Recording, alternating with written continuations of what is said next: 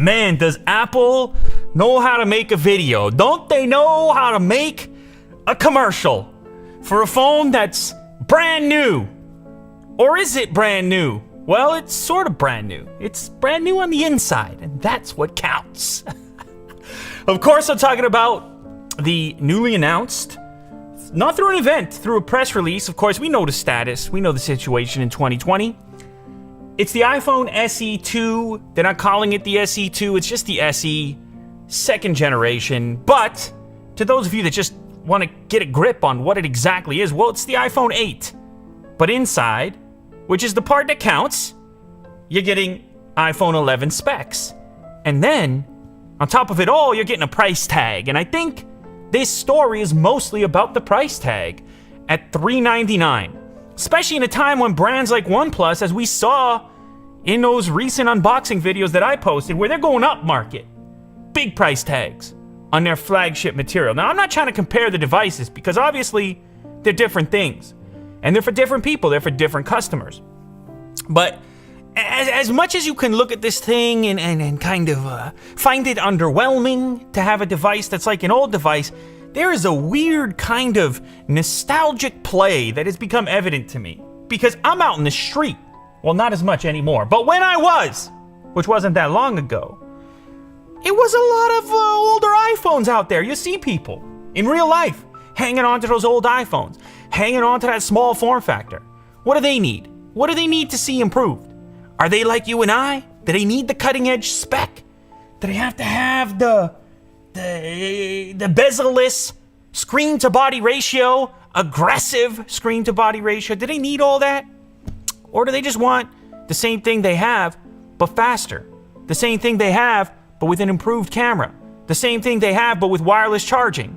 Or possibly better battery life, though that remains to be seen, though Apple does say, they say, hey, you're gonna have this tremendous battery life. I mean, you saw the commercial. All right, so what do I have in front of me here? I wanted to know how this thing was gonna stack up. This new iPhone SE, iPhone SE 2, iPhone SE 2020. And so I had to bring out the history lesson, the museum items. We have on the far left the iPhone 7, which when the iPhone 8 came out, it was like, okay, that's an iPhone 7. And so I had to have that there just to, well, it's kind of fit the table well also, so kind of do it like that. iPhone 7, iPhone 8, iPhone 11 Pro, iPhone 11, iPhone 11 Pro Max. Okay, cool. We get the idea. We can slide this one out of there because it's not part of the lineup. Of course, this is an iPhone 8. It's not an iPhone SE 2, but that's exactly what it looks like. And the first thing, when I went back to reach for this thing, it struck me how compact it was. It really feels like a trip down memory lane. And I don't know if it's just strictly nostalgia, a longing for a past that no longer exists, and also a future that no longer exists because you know how the lockdown goes. So there's some kind of weird, warm and fuzzy feeling just hanging on to something that you're so familiar with, and it's, well, so easy to hold because of how tiny it is. But then you flip it around the other way, and it's actually hard to see it on this phone, so I'll pull out the 7 for this purpose. You flip it over this way, and it's, well, the nostalgia fades, doesn't it? Because you're staring at some giant bezels on there. And I'm not sure who's really okay with that or who wants that. I'm sure there's people who don't care, but it's hard as an enthusiast to look at something like that and be all right with it. Be happy with it, satisfied, because it just, well, that's one of those old tech things where there's no warm and fuzzy. It's just, maybe there's a warm and fuzzy when it comes to Touch ID because, you know, some people just never really got comfy with the Face ID situation. Of course, people are wearing masks now, so kind of an opportune time. I wish they never got rid of it. I wish these devices had the versatility of some other devices where you have the in-display as well as the face unlock. But the big important characteristic is the price point.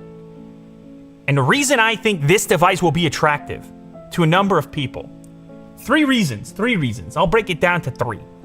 Number 1, price, $399. I want an Apple logo in something modern that can run all the tasks I want it to run.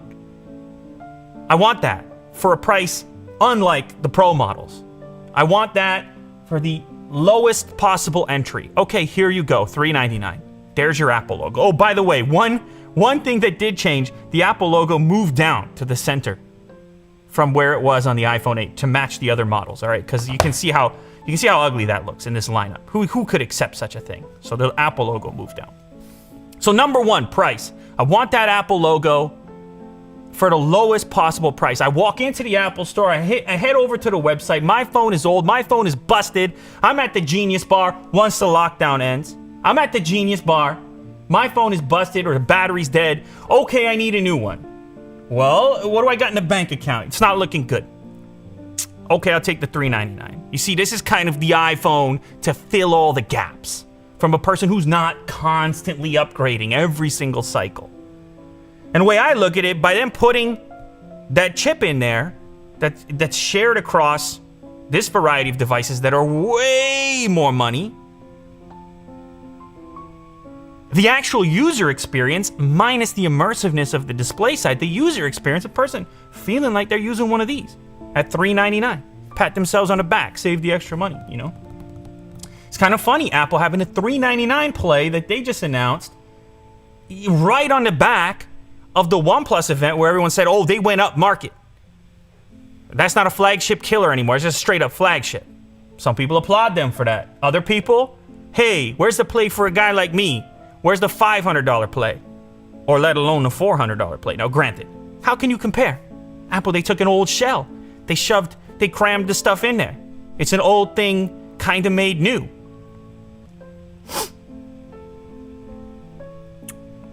But I just gotta say, from personal experience, as much as it's hard for me as a tech enthusiast to get excited about an old form factor done over again, that's us. We're in this community. We're deep.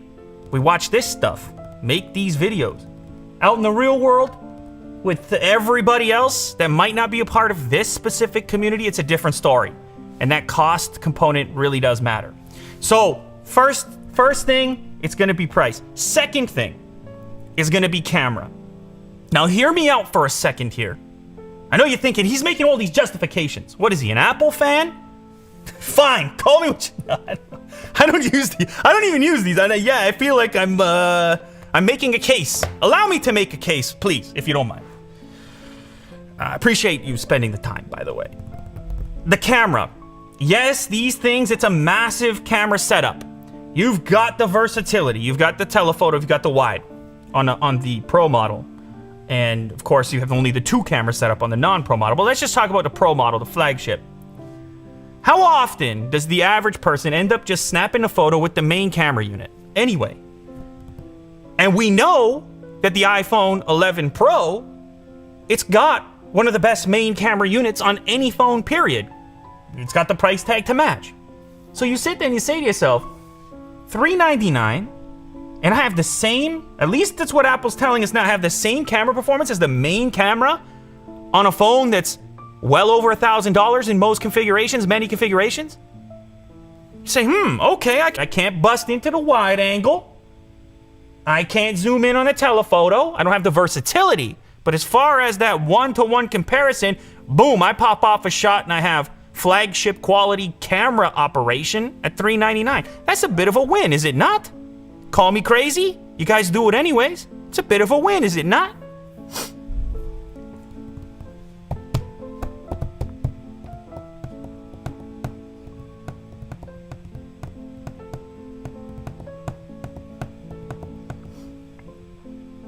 Number 3 is gonna be form factor. There's just people out there, they have to exist. They must be real. There's people out there who are not all about this big phone trend. I know it's mostly not us in this community here, but there's gotta be some people out there, they pick up these big devices. Jeez, man, I can't handle it. It's not me, I'm not saying it's me. I think it's one of the reasons that the Pro model comes in smaller than the first non-Pro 11. They gave people a flagship option that's smaller than most other flagship options from other brands. So Apple's thinking about it. What are people's hand sizes? What can people put up with? And so for those that are out there that just don't want to scale this thing up, they want a slim and trim little package for the pocket, and I presume those people exist, then that's another reason they're gonna look at the SE. So just to recap, price is number 1, the camera, and I'll include the processor in there as well, the power, the computing power that's in there as well, the modernization of that component, but mostly the camera. All right, we have price, camera, and size. And that's kind of how this SE shakes out. I keep referencing the iPhone 8 as the SE because for all intents and purposes, that's exactly what we're dealing with. Now, the downsides, they're fairly obvious. You have an antiquated look, and I'm going to keep grabbing for the 7 because I might as well, because the look is essentially the same minus the glass back. You have a very dated look. You have a phone that you're going to pull out of your pocket and absolutely no one is going to point at that and say, hey man, cool phone. It's not going to happen. Granted, who cares? Maybe for some people. But maybe you're not even going to look at it and think, hey, cool phone. Are you going to be inspired looking at this slab? I doubt it. Does that matter to you? You have to evaluate. You have to look at it. For a person like me, on the enthusiast side, I like to see the future. Big, bright, OLED display. Go ahead and blame me. All right, that's where I'm at in 2020. So I think the bad points on it are fairly obvious, so I don't really need to recap all of them. And certainly, if you're willing to expand your horizon and look out to the various other brands that exist globally, $399 is not chump change. You can get some pretty futuristic looking phones for $399. But I really don't think that's who this SE2 is for. This SE2 is for those people that I referenced earlier. That wide variety of people. And believe me, it is a wide variety of people. So as uninspiring as this thing might be for people like us, we have to understand the play. We have to look at what Apple's trying to do. And when you combine the global situation with that group of people who are already trending that way, the global situation with the economic slowdown and all the rest of it, maybe price is this killer feature above all else.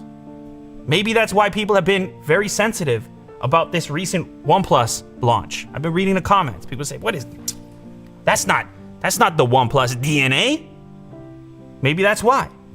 Maybe it is price above all else. Anyway, you let me know what you think. That's what I think. Here it is. This is the iPhone SE2. I mean, you can't tell the difference looking at it.